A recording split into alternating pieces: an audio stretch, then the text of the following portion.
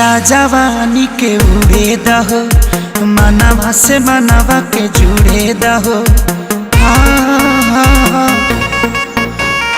छीटा जवानी के उड़े दहो, मनवा से मनवा के जुड़े दहो।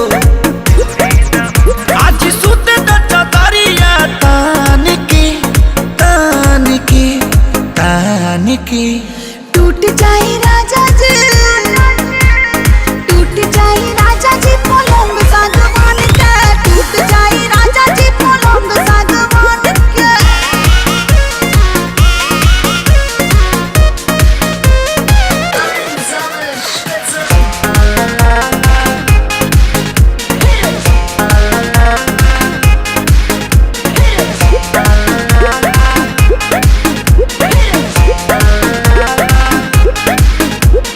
छुए द बदन के देखो न कटन के, चादर बिछा दे हनी।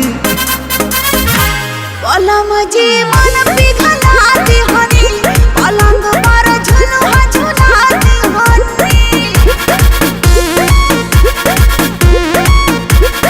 छुए द बदन के देखो न कटन के, चादर बिछा दे हनी। पलम जी मन पिघला दे हनी, पलंग पर झुलुआ झुला दे हनी। बड़ी यार बात बेड अब फान के फान के फान के।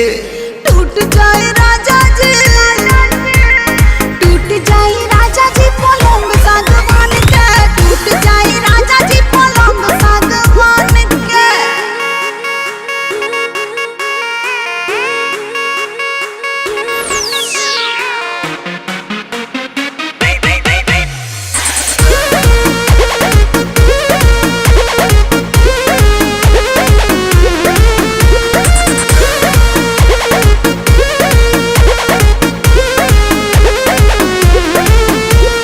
बने तब बेसरमी देहिया में गरमी पैठे लागी हो।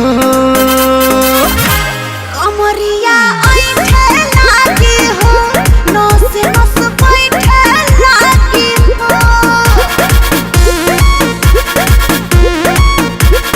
बने तब बेसरमी देहिया में गरमी पैठे लागी हो।